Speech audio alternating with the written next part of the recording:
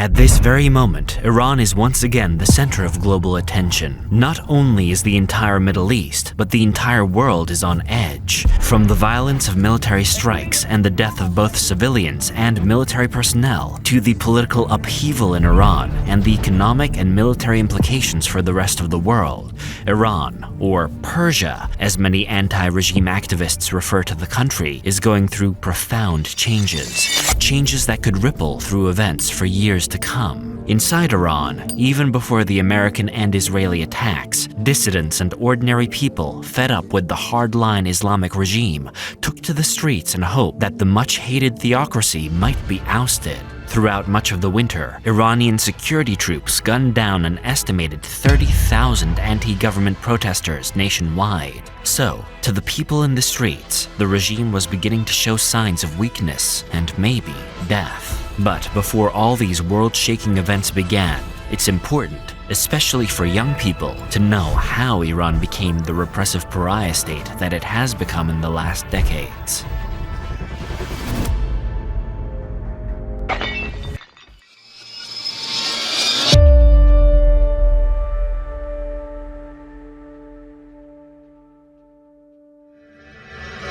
To understand what is happening in Iran and the repressive state that it is, we've got to go back almost 50 years to the man who began and built the system that still rules Iran today. In both Iran and the West, he's known as a religious fanatic. In Iran, that was a good thing. Outside Iran, not so much. Like most would-be dictators, he promised justice, liberation, and freedom based on a harsh interpretation of the Quran. For many Western-looking, more secular Iranians of the time and since, Khomeini's promises were a lot like the slogans of Orwell's 1984, hypocritical doublespeak like "freedom is slavery." And while the liberation that Khomeini promised, which did include kicking out many despised foreign companies to be sure, meant liberation from the evil and depraved ideas of Western culture, and epitomized by the Great Satan, the United States, and the Lesser Satan, Israel. Except in most cases, the promised freedom and liberation came in the afterlife, not on Earth, where Allah and the regime expected people to obey.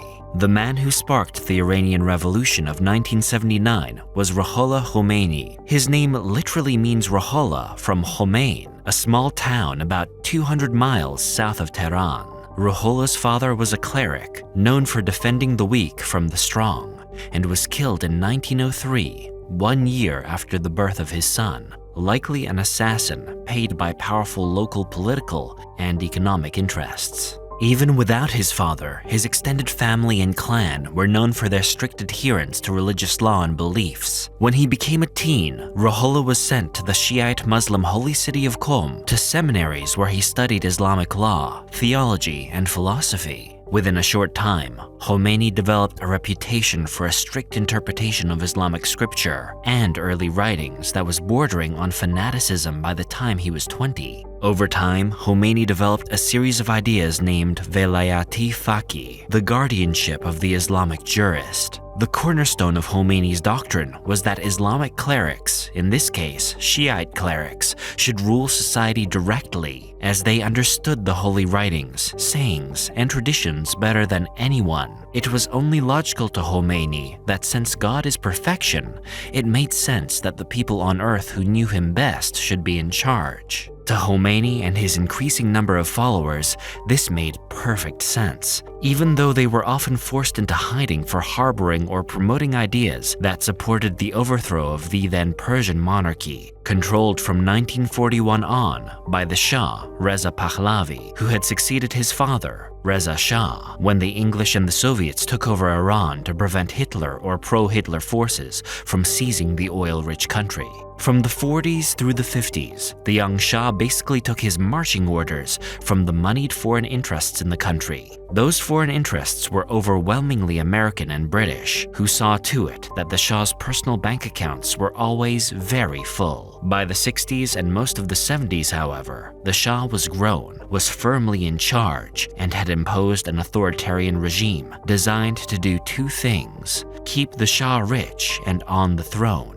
and keep the Islamic fundamentalists far from it. The Shah kept control through the military and the dreaded secret police, known by its acronym SAVAK. Throughout the 70s, billions in oil revenue flooded into the country. Those in the royal family, their associates, and the people who kept the regime running had a great time. The Shah lived a life of luxury rarely seen outside of storybooks. However, outside Tehran and one or two other major cities, those billions in oil revenues were never seen or felt by ordinary Iranians. And throughout the first part of the 70s, the lives of most people in Iran, even in the capital, were getting worse, not better. And if someone complained, publicly or privately, and word got back to the seemingly ever-present Savak, jail and torture often followed. As things got worse, more and more people began to turn back to Islam. Beginning in the early 1960s, the Shah's most outspoken critic was Khomeini. At the same time, Khomeini had risen high enough in the Shiite religious hierarchy to receive the title Ayatollah, literally sign of God,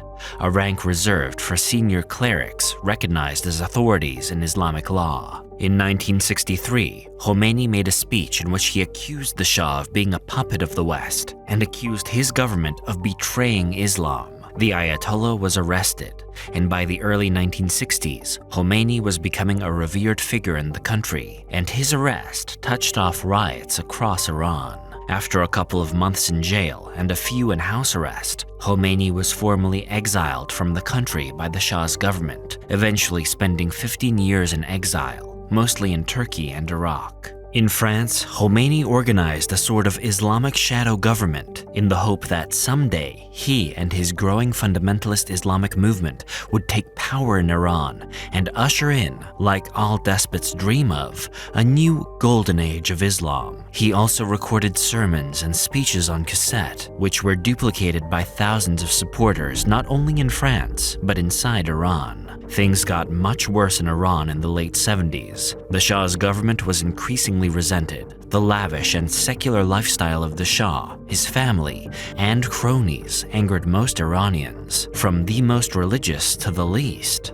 Economic problems caused by spikes and drops in the world oil market and resentment over the repression of the regime brought things to a head in the fall and winter of 1978 and early 1979, when the Shah, facing the choice of shooting millions of protesters in the street or being torn limb from limb, fled the country.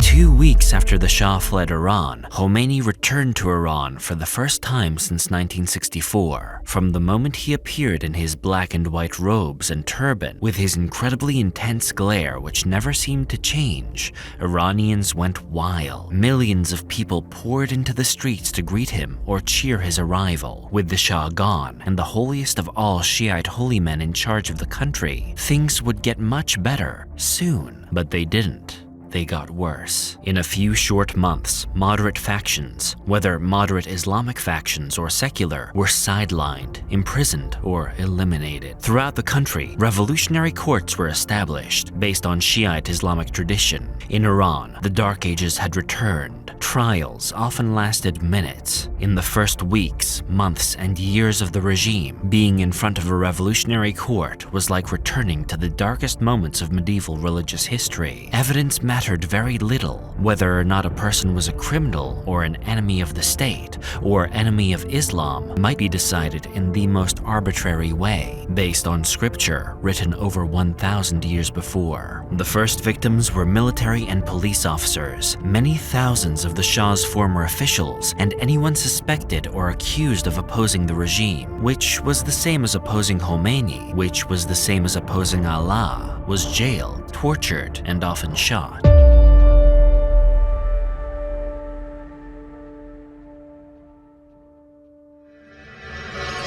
There there was no period of heavenly peace in Iran after Khomeini's revolution. Firstly, opponents, both real and imagined, were arrested, publicly executed, or disappeared. One of the things that many older and more Western-looking Iranians do remember with some fondness about the Shah's regime is that under Shah, Iran became the most free country for women in the Middle East. Liberal attitudes towards women were popular in many cities, but despised by the conservative countryside and Islamic hardline clerics like the Ayatollah. Within weeks, Iranian women virtually disappeared from public life. Strict dress codes, which have loosened to a degree over time, were imposed, and men and women began to live in separate existences, especially in public. Professors, especially those who had studied in Europe or America, were removed from their jobs. The lucky ones got jobs as clerks at relatives' shops or a job sweeping streets. Many thousands more were arrested, tortured by the new Savak, the Islamic Revolutionary Guards Corps, often known in the West as the IRGC, who specialized in electric shock, mock executions, beatings,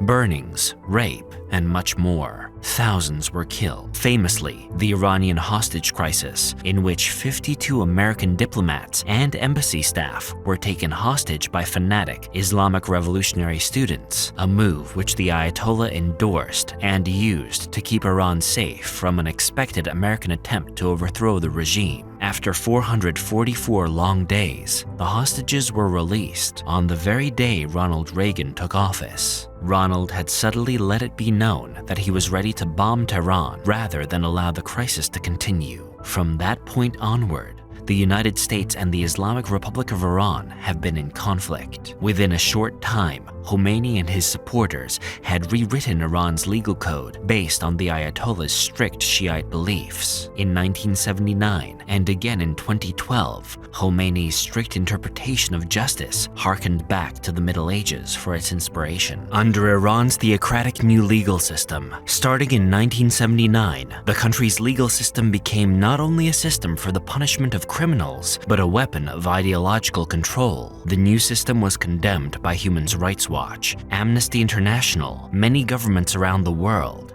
and the United Nations. Death penalties were enforced for criminal or religious offenses that would either be thrown out of court or minimized in most countries. Flogging, amputation, the same type of stoning implemented later under Afghanistan's bloodthirsty Taliban regime, and the infamous hangings that began almost immediately after the Shah fell, the hanging of enemies from tall cranes in public squares, in the middle of busy areas of cities during the day, as a lesson and a warning. The law and its punishments were whatever the Quran said they were. The Prophet Muhammad's writings were gathered together in the 7th and early 8th centuries. Imagine what life would have been like if, for some strange reason, England had reinstated the Saxon criminal code of the 600s. The Iranian regime had almost immediately dismantled the professional and well-regarded military of the Shah and replaced it with a poorly trained but huge army of mostly teenagers who had been eager to volunteer for a chance to serve the Ayatollah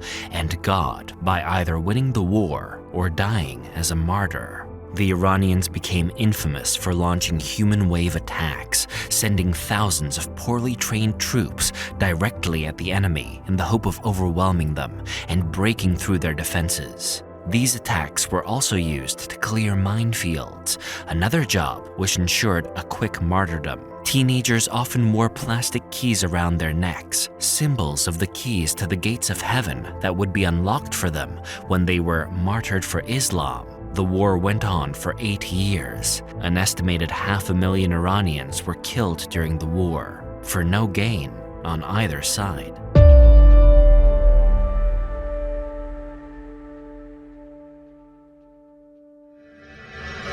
In the summer of 1988, as the war was winding down, the Ayatollah's regime suddenly began executing thousands of political prisoners, many of whom had been in some of the worst prisons in the world for years. Many of the victims were scheduled to be released, but when they were ready, they were brought before hastily and specially formed tribunals, later known as the Death Commissions, and interrogated prisoners about their political beliefs. Those who refused to change their views were killed. Amnesty International, The UN and other organizations put the death toll of the commissions at over 5,000 or more. The families of many of the victims were never told where the final resting place of their loved ones were.